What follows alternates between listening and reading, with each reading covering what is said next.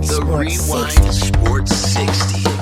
The city of big shoulders, the jewel of the Midwest, comes a sports show that's one of a kind. From iconic players to iconic stadiums to iconic teams, this is my kind of town. And the Rewind Sports 60 is my kind of show.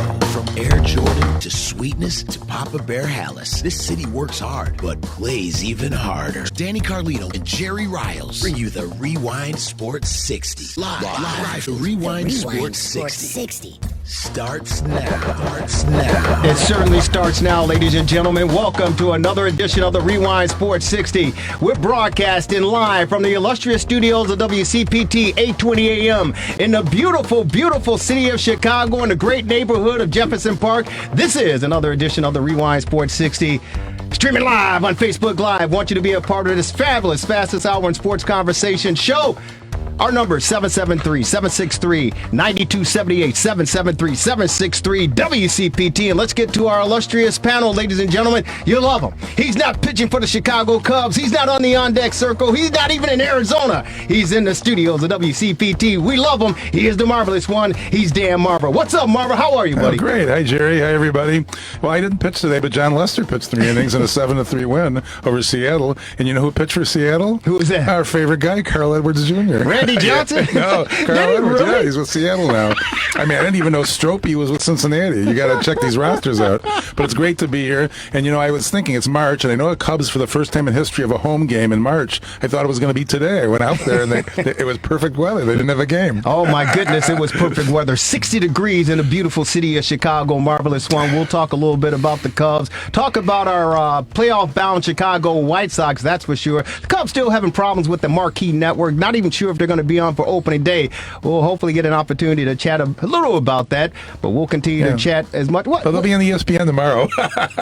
Well, so that'll be the first one. I mean, I don't have it in Comcast Xfinity, so. Yeah, you know what? So I got the Marquee Network because I have AT&T DirecTV. And I don't want to pay a single cent, a single dime to the Cubs organization for this. Cheap, I don't want to pay a single cent, cheap, man. a single dime. Support your team. I know. I mean, they have the same problem in LA and New York. Hey, let me tell you something. Yeah. Support. They should be supporting me with all the money that they're making over there, hand over fist. But for whatever the case may be, and I asked my wife about this. We'll get to the rest of the panel real quick. But I asked my wife about this. She goes, "Oh, we got the Marquee Network right there." I go, "What?" "It's right there. It's right there. The Marquee Network. It's right there." Sounds like Mickey Mouse. Well, sometimes she seems like Mickey Mouse.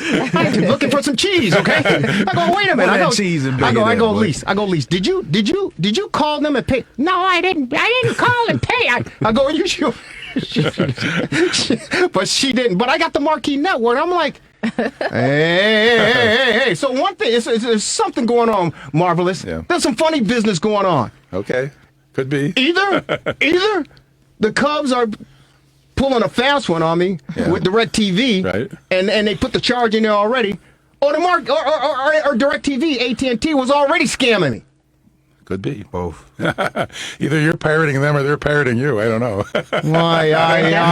Ladies and gentlemen, you love him. Former 10-year NFL veteran in our studio. He's known as the 17th letter of the alphabet. He is the one. He's the only. If you piss him off, he's going to rock your hair, ladies and gentlemen. Don't poke the bear. Don't poke the bear. Don't poke the beehive. Whatever the case may be, you'll get stung. He is the one. He's the only. He's part of the Rewind Sports 60. He is Quintin Demps, the Q. What's up, brother? How are you? What's up, bro? I feel good, man. March 1st. Spring, you could smell spring outside. It's a beautiful day in Chicago. You sure that's spring we smelling? Lauren's back after a few weeks of being on sabbatical, but I feel amazing, man. I'm glad to be here. Well, you're looking fantastic, and we're hoping to we're definitely going to have an amazing show. And it's good to see you, brother. Like to get your insights. The NFL Combine going on, and the ratings were up for that. So we'll pick your brains as far as the NFL Combine is concerned. And of course, the Bears are in the news. Mitchell Trubisky got to watch out for his back. Got to watch out for that vote of confidence. Well, he's got to watch out for her. That's for sure. And ladies and gentlemen, she's the one. She's the only. She's lovely. She's talented. And she's in studio. She was on assignment the past week or two. something like that, handling right. business. But she's in the WCPT 820 studios. Hey. She's the one and the only Comcast CN 100 sideline reporter getting it all done. She is Lauren Cox. What's up, Lauren? How are you? How are you guys? Doing Glad good. to be back. Glad to see be you. back. Glad to see you. Everything cool? Everything is great. Any I'm good- just trying any- to stay coronavirus free. That's real all. talk. You know. Is that real talk, man? Yeah, Or that's is that real just a talk. media scare? It could be a media scare too, though. But Somebody else just got it. I'm in trying to stay Illinois. flu virus free. Well, that too, but Hey, listen, I don't wish any ill effect Somebody on got it in anyone. Illinois. oh yeah, Chicago. This is the third person who got it. Oh, my it's God. 3 people who had it here. Somebody died in I Washington. canceled my trip. Somebody this weekend died. A 'cause I didn't- 50-year-old guy died. I was afraid Washington of it. State, yeah, Yeah. dead. But help me out here. What? Go ahead, You Lauren. gotta wash your hands. Like Well, shouldn't you do that in the first no, place? Yeah, so you people do that don't anyway. they don't. They do not That's wash sad. their hands. Like After using the restroom too. That's for an sad. adequate amount of time with soap, like friction, like seriously wash your hands. But people, like Let's you start said, with people. that. Hey, listen, let me tell you something. I've gone to public restrooms and I wash my hands. I wash my face. I wash my, everything. Yes. Yeah. Like, hey, Jerry, what you doing? What you doing? Take care of yourself at home.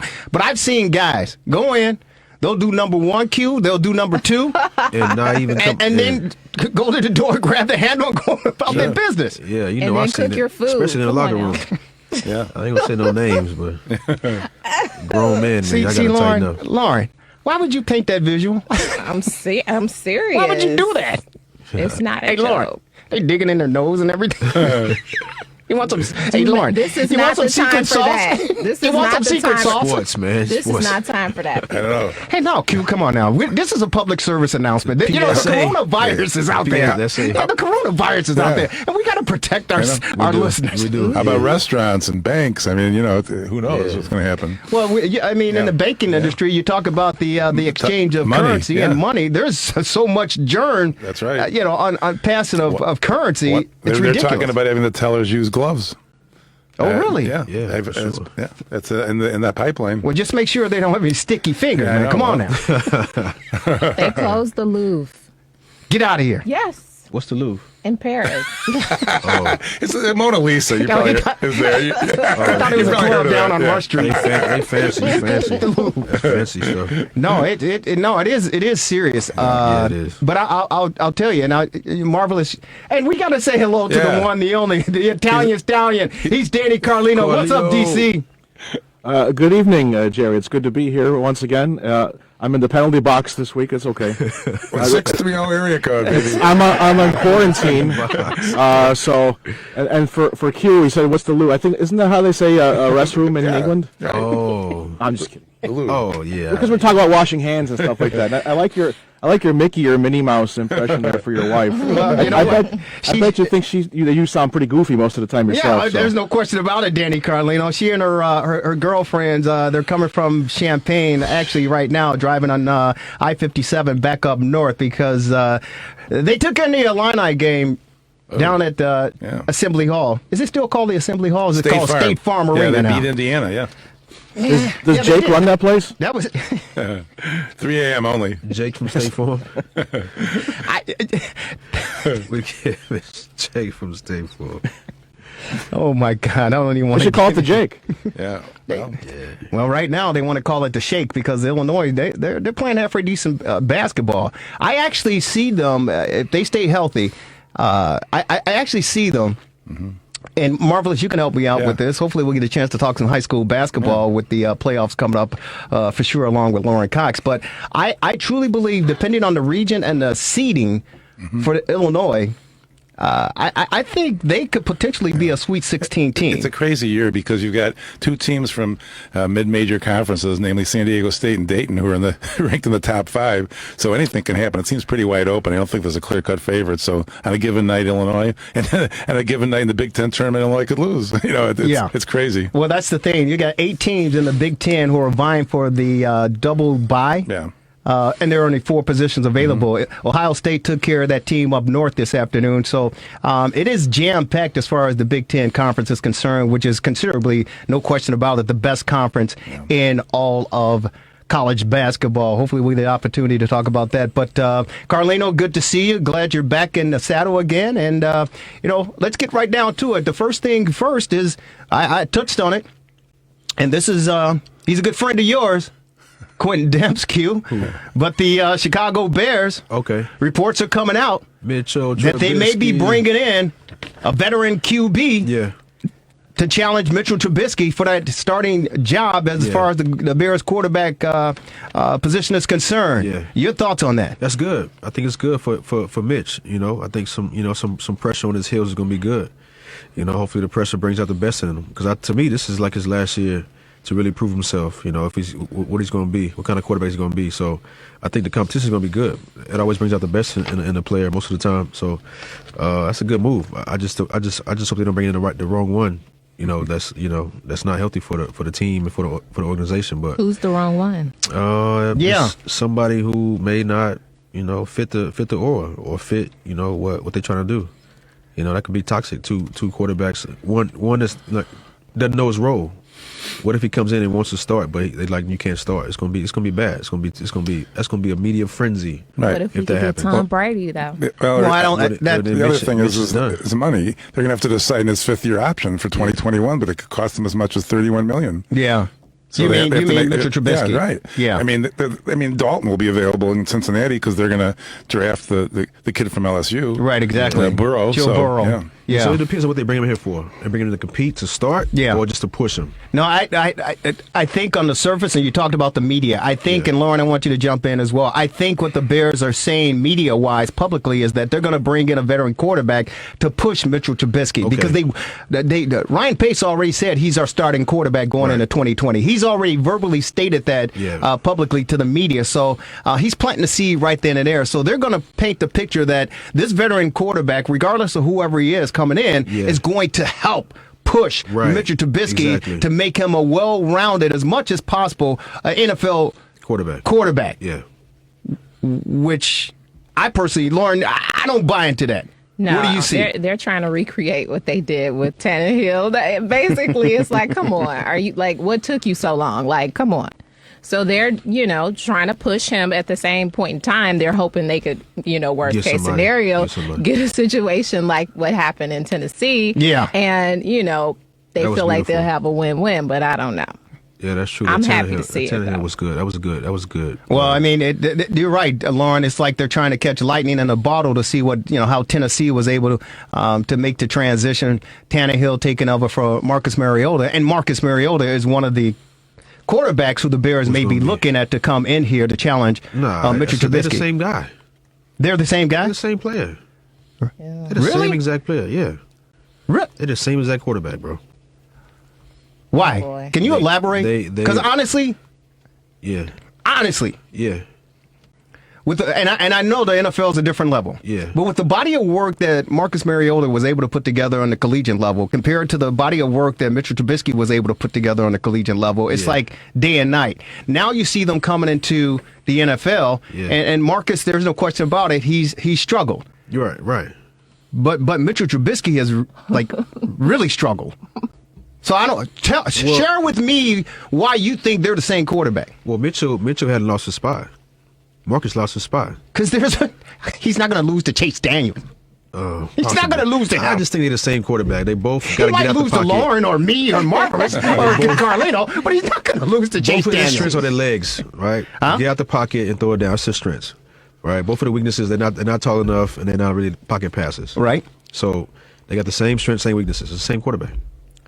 So, do you agree, Marvelous? Well, the other thing is I read an article recently that they are represented by the same agent, and for whatever it's worth, that's been a problem in the past for certain organizations. But Mariota, I mean, I haven't seen enough of him. I think he has more upside potentially than Trubisky, honestly. But I'm a big Dalton fan, so I hope they get him. And Mitch ain't missed many games. No, I played in the same conference same division as Mariota. Every time we played him, he was never available. But when he was available, he showed up. No, he didn't. What is wrong with you? what has Marcus done besides scramble and throw a good deep ball a time or two? He caught his own touchdown pass. Carlino, man. That's something. But I mean, here's one Marcus thing ain't that the answer in Chicago. I'll tell you that right now. I think we're the quarterback is obviously the most important player, most important position probably in all of sports. But I think we're missing a lot of what was the main thing that made Tennessee successful this season. It was not the quarterback. The running game. So if they can run the ball like Tennessee can, you could put Marcus Mariota, you could put Trubisky, you could put Trubisky's grandma out there. It doesn't really matter. Or Chase Daniel. Or even Chase Daniel. Yes. Well, I mean that's a good scenario to look at, and maybe that's what the Bears are looking at as far as paper is concerned. But to me, it clearly showed. You may say they have comparable footwork, comparable arm strength, so to speak, scrambling ability. Right. But for me, it's all about what's between the ears, and it's the football IQ. Yeah. And I, just as a layperson, watching it, from a media's perspective or just from a fan's perspective, excuse me, even maybe from a bettor's perspective, there's something lacking regarding Mitchell Trubisky and his command of the game when he steps up on the football field. There's something lacking there, and to me, that's inexperience. And we talked about the preseason and getting the preseason snaps, and he certainly needs that. But there's no substitute for experience. Right. And Mitchell Trubisky, for me, is lacking in that. And Lauren, you help me out here. I don't think that Chicago Bear fans want to see another season. Well, what's his number? Number 10. Mitchell Trubisky. Mitchell Trubisky. And nobody wants to see number 10 step, because I'd like to see Bobby Douglas step out there if that's the case. But nobody wants to see number 10, in my opinion, step out on Soldier Field to open up the 2020 campaign as a starting quarterback.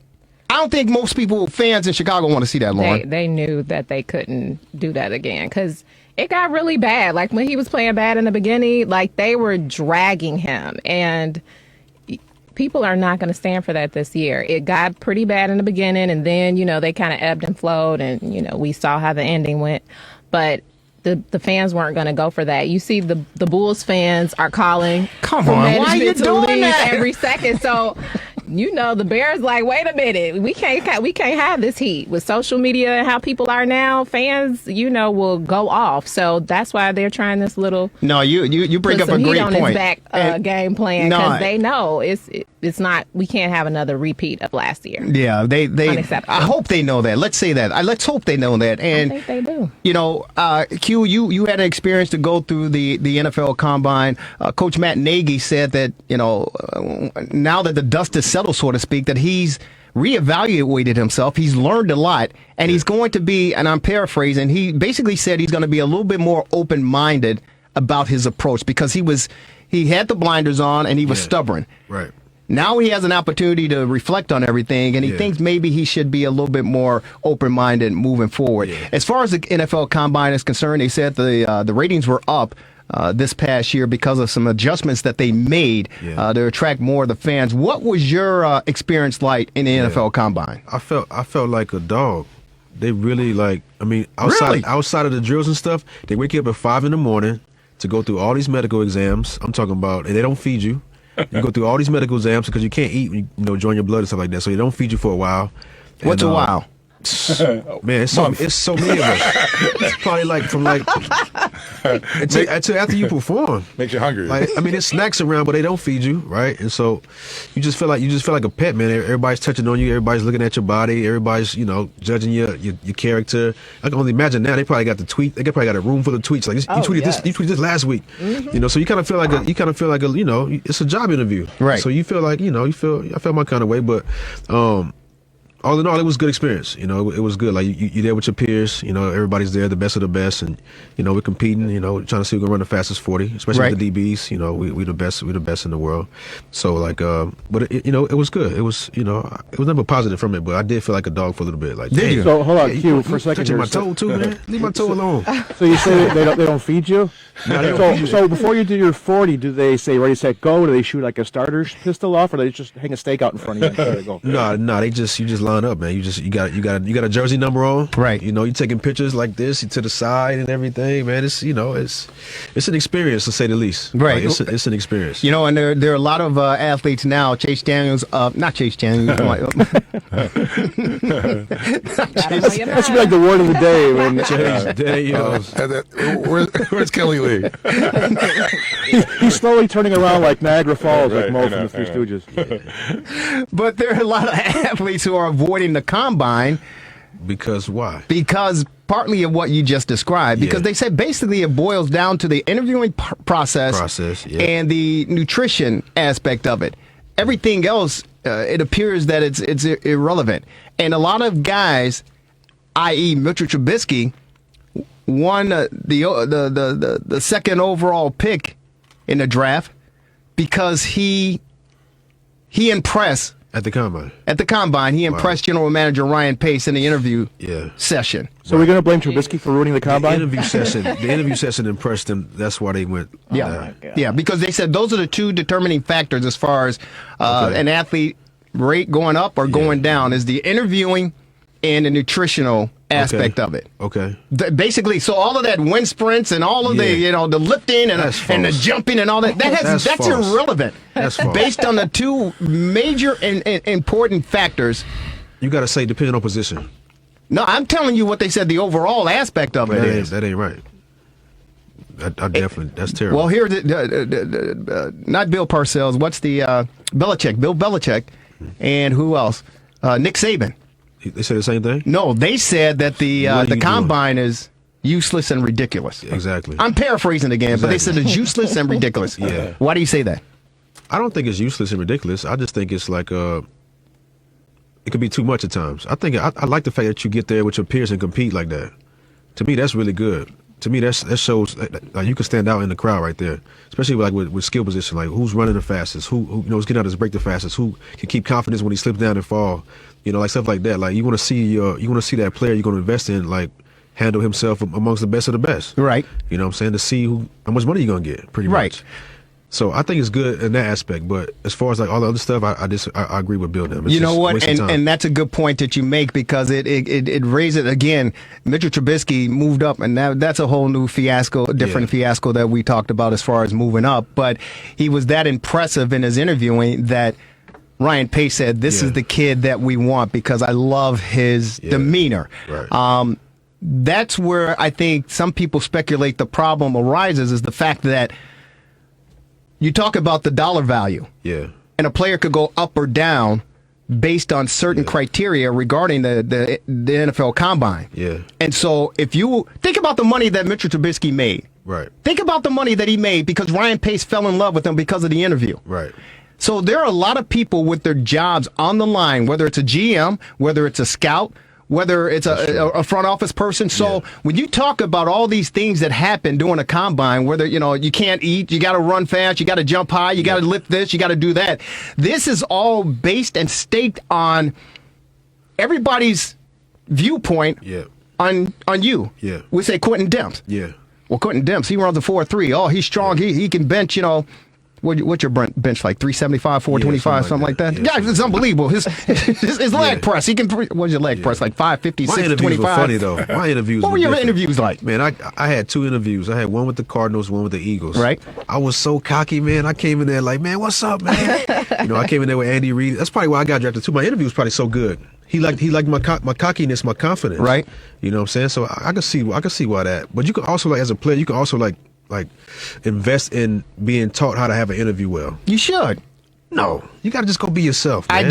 I keep telling you, man. Mitchell Trubisky stopped roles because he was the All-American boy. Hey, how you doing? Good to see you. Hey, I'm social Trubisky. media. Hey, how you doing? Hey, good to see you. Clean cut. Yeah, I only played. How many games he played? 13 games I only played 13 games in college. That means nothing. Don't worry about it. I went to North Carolina. It's like a powerhouse, like Ohio State. It's like Florida State. It's like Notre Dame. It's like Alabama. I went to the powerhouse, North Carolina. Come on now, Mitchell Trubisky. Yeah. And Ryan Pace fell in love with him.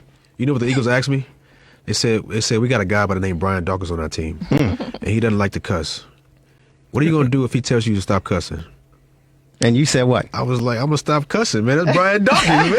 I thought you could be like, F that. No, that's B-Dog, man. Hey, I give respect there. What respect is due.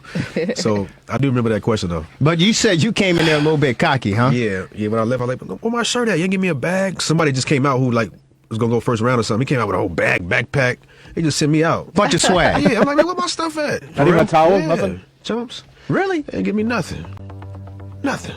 Not even a sandwich after they Nothing. can feed you all morning? They didn't give me nothing, man.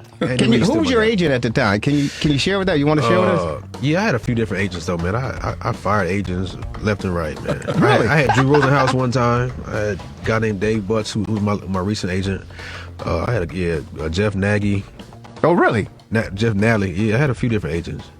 Just going up and down that, you know. What was Drew like? I know. That's what I'm like. Drew was dope. Drew was dope. I like Drew.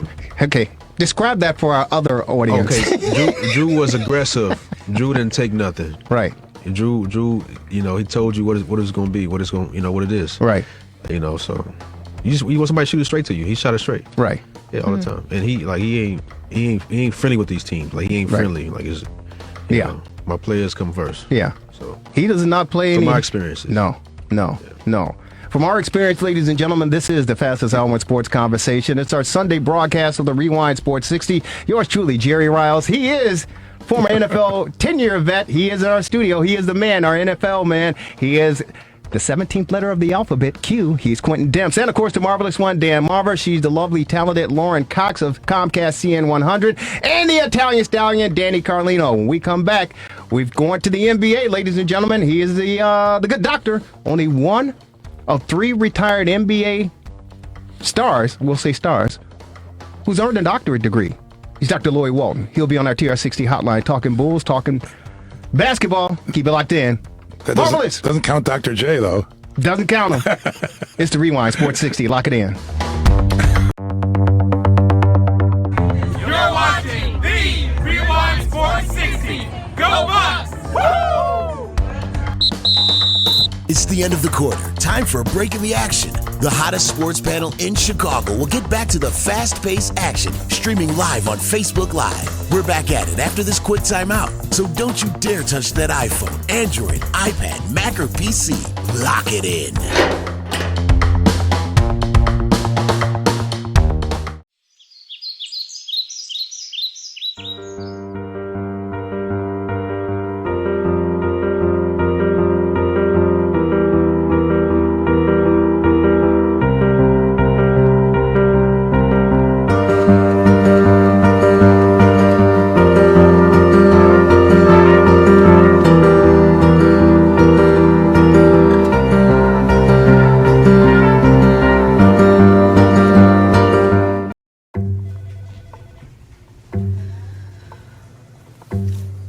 Please have a seat. I'll be honest. Your resume is not what I'm used to. I know. Okay, so what would you bring to my company? What do you need? I need a hard worker. Good. I've got 2 part-time jobs and to help my parents pay the bills. I need problem-solving skills. I got through high school without a car, a phone, or a computer. No college degree, though. Not yet, but life's taught me a lot, and I'm ready for more. Well, you're not the typical kind of candidate that I hire. But you are exactly what I'm looking for.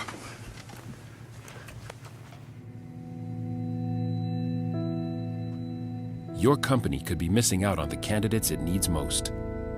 Learn how to find, cultivate, and train a great pool of untapped talent at gradsoflife.org.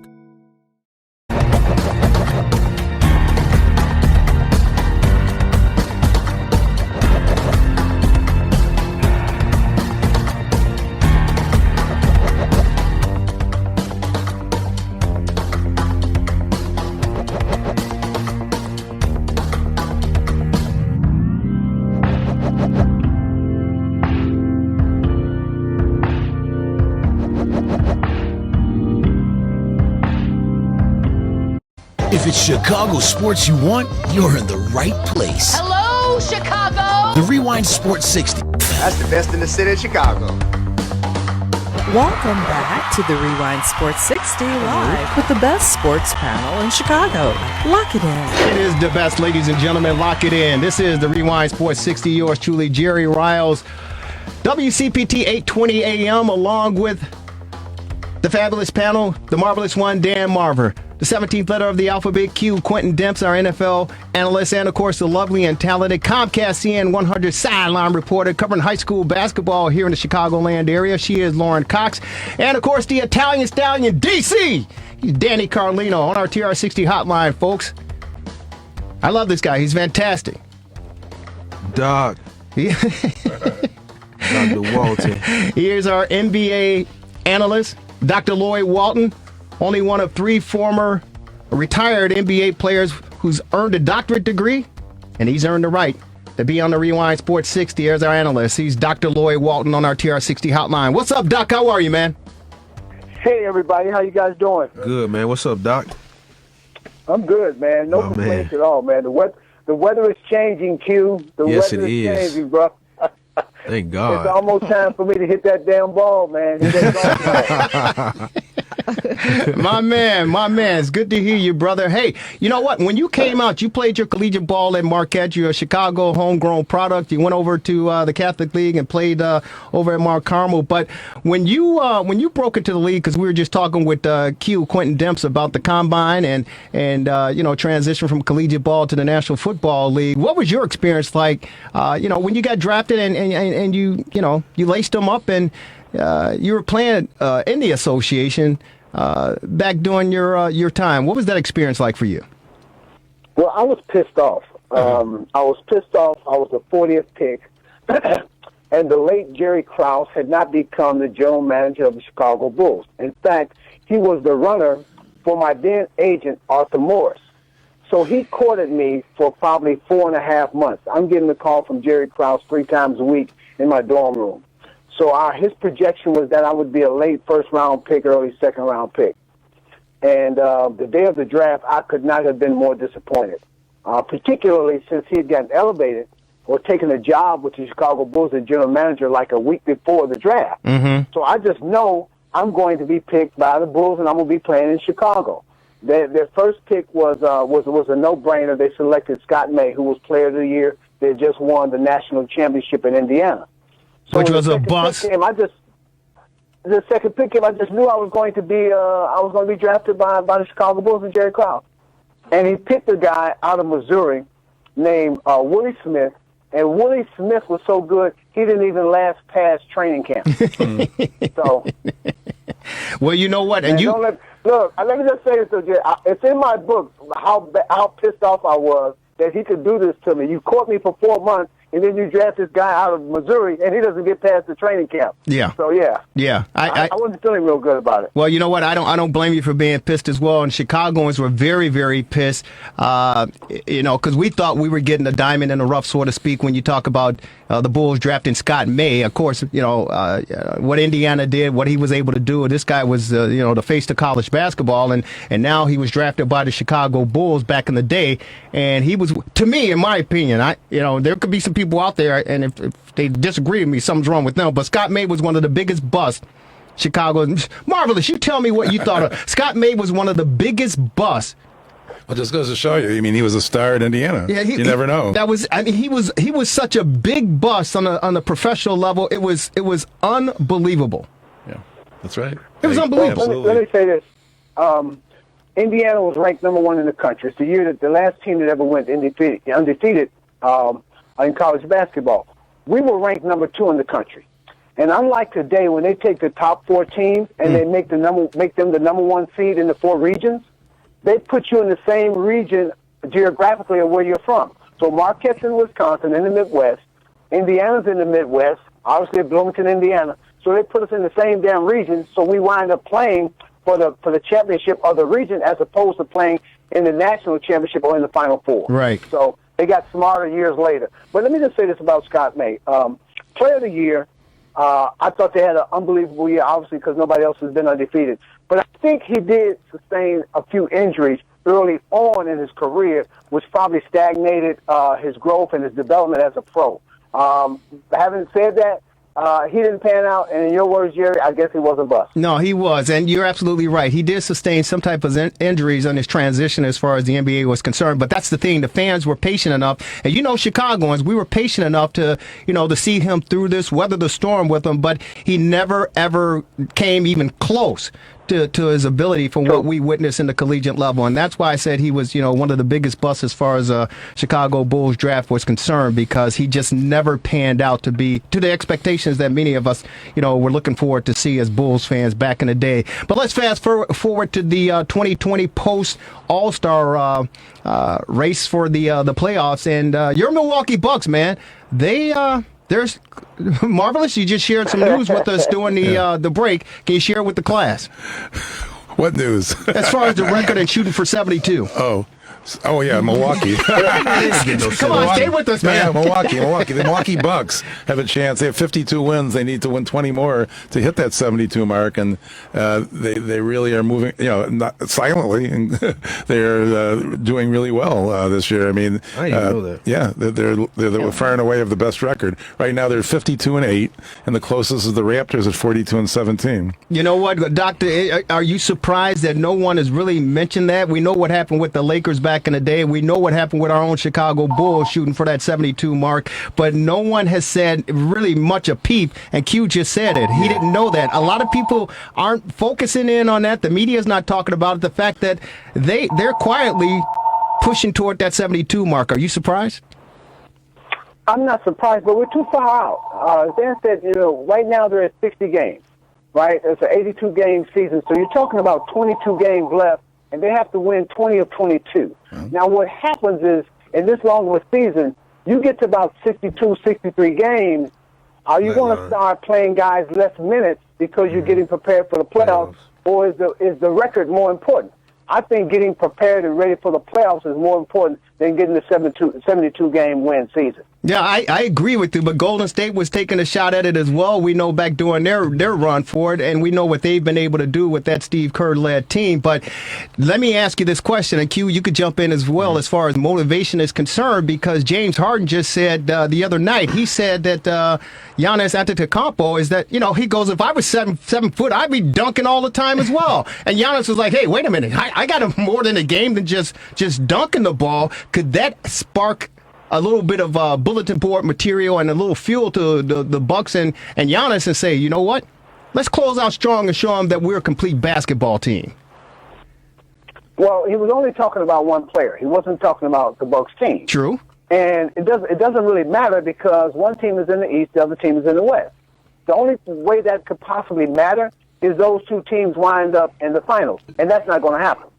That's just my take on it. I just don't see that it really cares. I like the back and forth. Talk a little smack. I don't mind that. That's cool. But they're not even going to play each other anymore until the playoffs. If that. Yeah, that's true. So I don't really see that. That's true. You but don't get motivated. Look, if I'm not going to play against you, I can care less what you say. You think I'm going to go out trying to prove something and I don't even play against you? No, I understand Why would I do that? But let me ask you. Let me answer. I think possibly because of that scenario that James Harden say, hey, I can spout off because I'm not going to face off against this guy. But could it be possible that James Harden is verbalizing what some of the other players may be feeling, whether they're in the East or the West? Well, James Harden has won how many MVPs? Well, 2. Right? No, it's just this question. 1. Okay. And Giannis has won how many? 1. He won last year. Right. Do you think he really cares what James says? It's not about that, man. That's good for the fans, but as a player, I'm trying to win another championship, or it's a championship. I won't say another. I'm trying to win a championship, even before MVP award. And I think you can agree with me that you find a player, and even in football, you want to win the damn Super Bowl. You can care less about the individual awards, right? Yeah, that's what fans talk about, and that's what you talk about when you get to be an old man like me, where you can smoke a cigar and play some golf. We don't really talk about that now. Hey Doc, I think it's actually takes more skill to get to the cup than it does to sit back there and shoot all day. Mm-hmm. So even what Harden said, I think it takes more skill to get to the cup.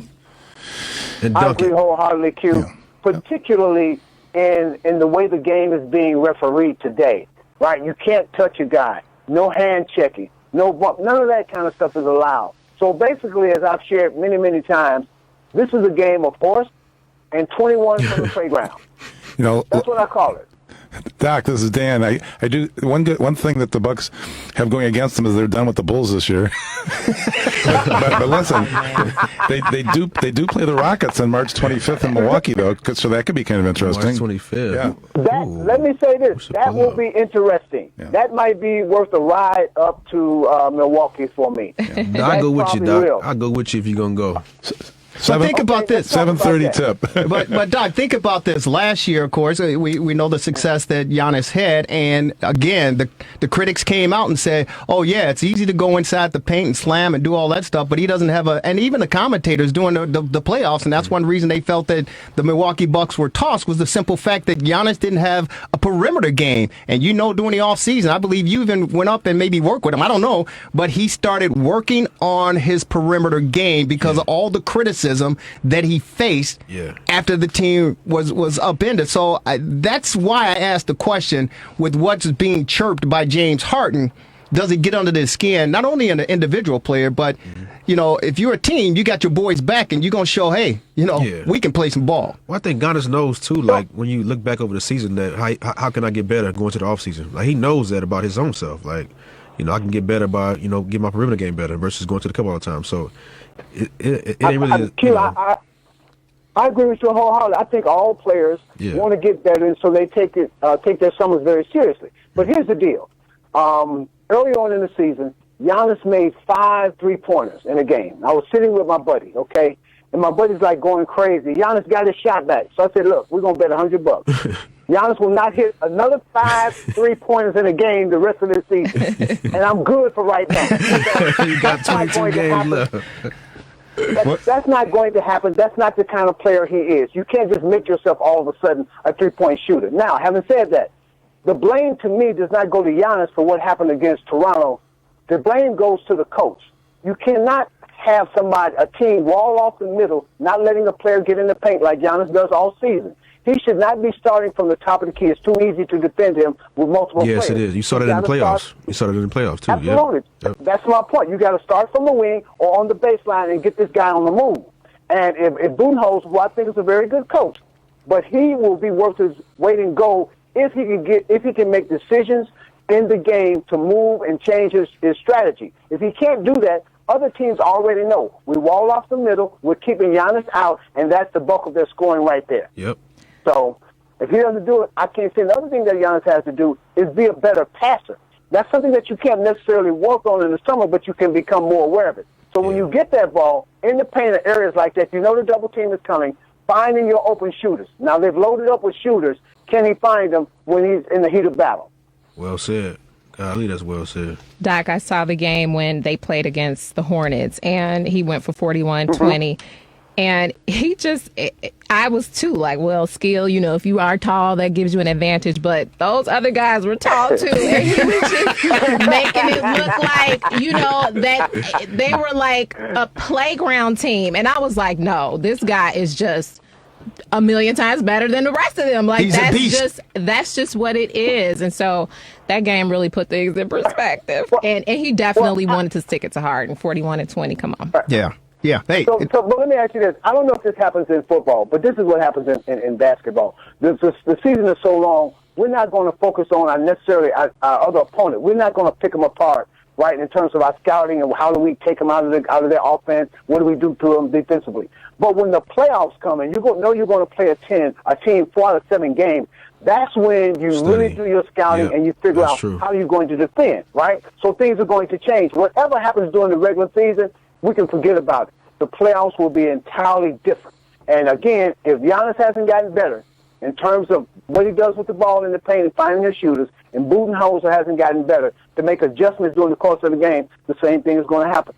Yep. Well, Doc, you know what? I'm with you, brother, and I feel you. But Marvelous, you said the Rockets are coming to Milwaukee. Yeah, 25th. Hey, Doc. 25th. Doc, I love you. You know that I love you. But I'm gonna help you out because I think Giannis gonna hit. I think he's gonna probably hit about 5 or 6 threes in that game, man. I think he's gonna be shooting from the perimeter. He gonna show Harden what's up, man. Yeah. Hey, he better start shooting now then, okay? Because we know. This is no knock. This is my team, man. I love Giannis, man. I love the Bucks because that's what drafted me. I just don't see it. Now, It'll be a good game. Of course, there's something to do because the guys have been going back and forth in terms of talking about each other. But it's just one game. Are you going to take yourself out of what you normally do to prove something to a player?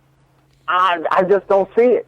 I might, Doc. I might have to show something Yeah. That's just, hey, brother. Hey, brother. That's just human nature. You know, somebody get under your skin. You got a little special something. They for definitely got to guard each other though. Like in the old days, always bumping, man. They're not even going to guard each other. I know. That's what I don't like about this new age, man. Yeah. You know what? So, Go ahead. You know what? Let me just say this, Q. I've been having this conversation, and it kills me, Q. Okay, everybody's, but it kills me. So when in football, okay, it's not my sport, but I hate it when they, for example, say Brady against Breeze. Well, Brady is not playing Breeze. He's playing against the damn defense. What the hell are you talking about? Right. Yeah, I don't know. Well, that's marketing, man. That's marketing. That's media marketing, brother. Yeah. You know that's all that is. Okay, but it doesn't make sense. I don't care what kind of marketing it is. It doesn't make sense. Well, you know what? It makes sense when the ratings go up and the television contracts. It makes a lot of sense. Let me just tell you. You think they need to say that when New Orleans is going to play back then New England? They need to say that? You tell me everybody doesn't know that already? No, well, see, that's where genius came in as far as the broadcast industry was concerned. People started saying, "Hey, wait a minute," because if you got a bad team, i.e., the Bulls, right? Yeah. How are you going to market that team? The Bulls playing the Lakers. That's not a marketing ploy. But if you put Zach LaVine up there against LeBron James, now you got maybe a marquee special there that you can put out there, right? So that's the difference there. And speaking of our marquee team, the Chicago Bulls, only the Bulls, unbelievable, man. Hey, listen, let me tell you something. You spend marquee there. Maybe the Bulls should put their games on marquee so nobody can see them either. There you go.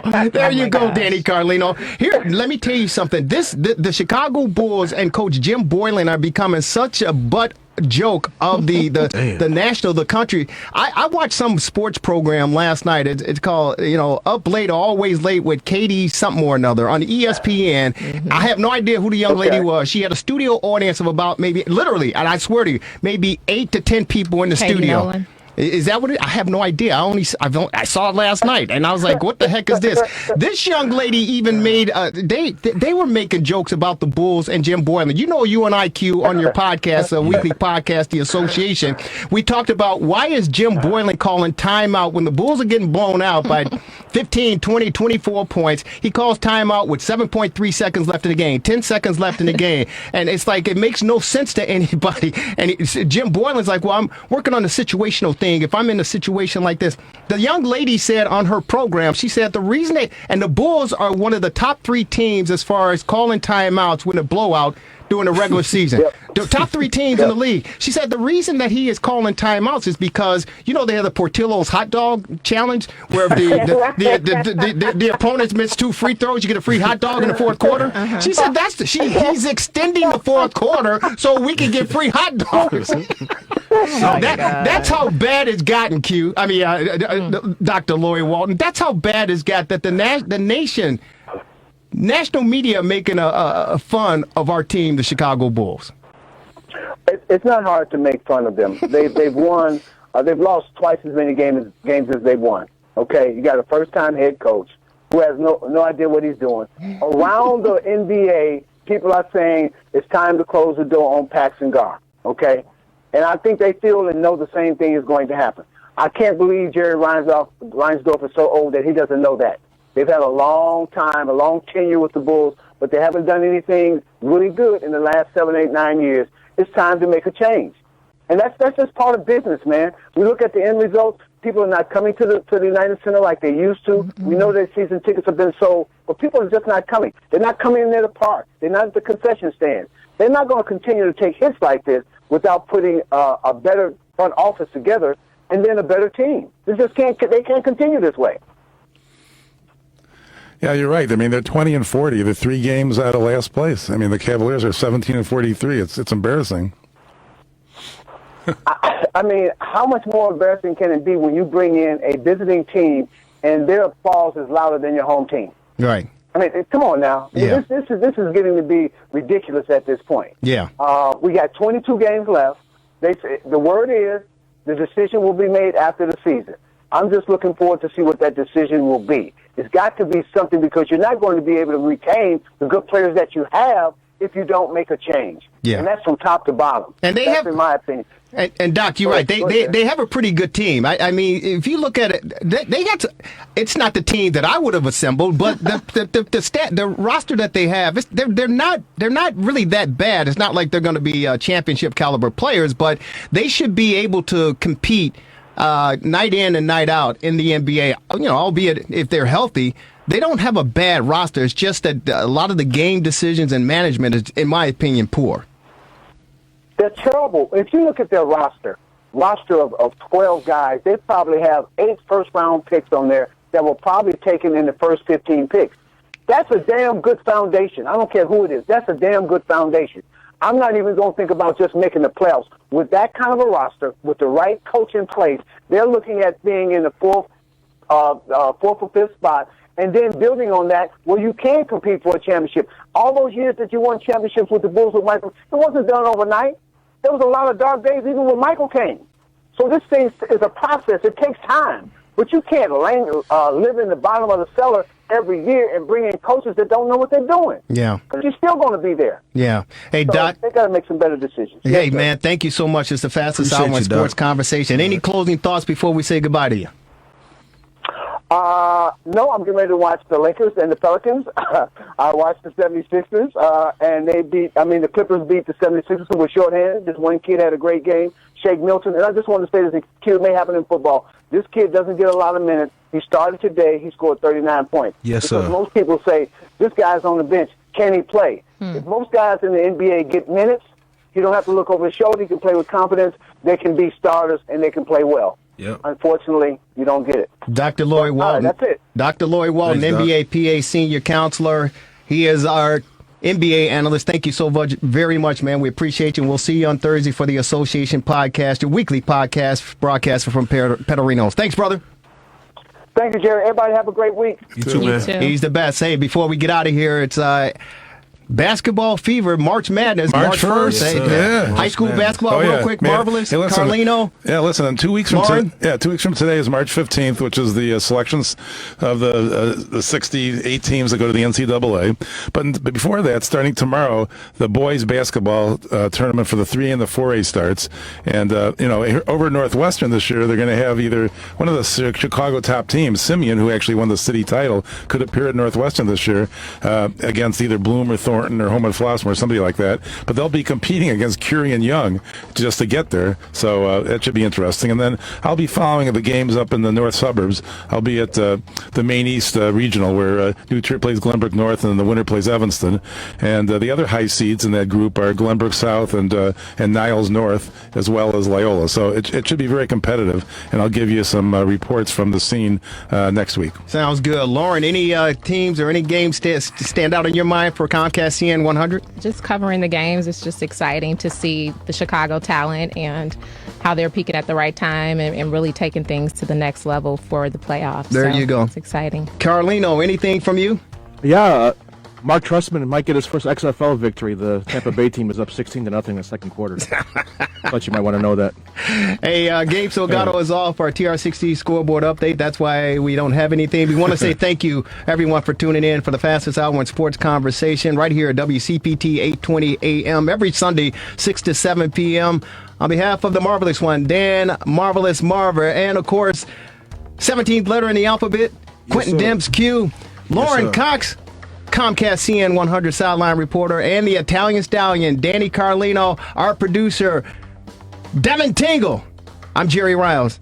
Folks, enjoy the rest of this beautiful Sunday. The temperature's around 60 degrees. It could be below zero tomorrow. You never know. It's Chicago. Enjoy the rest of the day. Enjoy the week, and we'll see you next week right here at WCPT 820 AM, Chicago.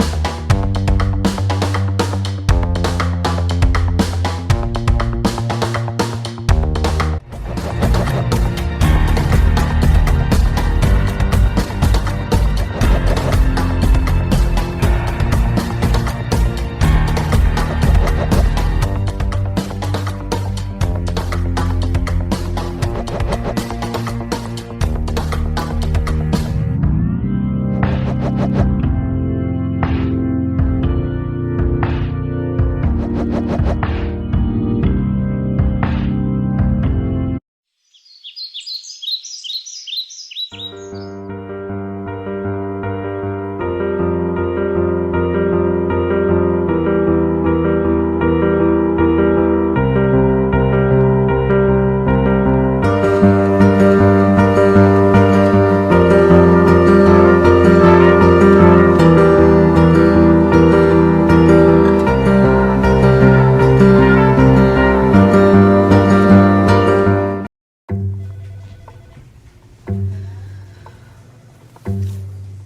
have a seat. I'll be honest. Your resume, no one abused you. I know. Okay, so what would you bring to my company? What do you need? I need a hard worker. Good. I've got 2 part-time jobs and to help my parents pay the bills. I need problem-solving skills. I got through high school without a car, a phone, or a computer. No college degree, though. Not yet, but life's taught me a lot, and I'm ready for more. Well, you're not the typical kind of candidate that I hire. But you are exactly what I'm looking for.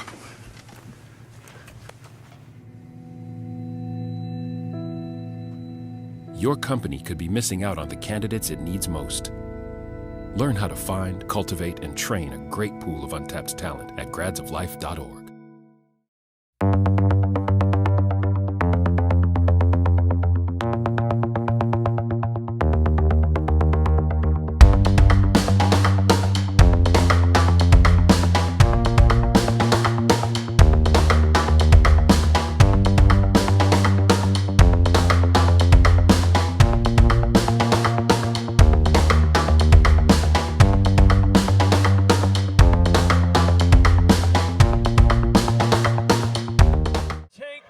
To the ball game, Hall of Famer Andre Dawson.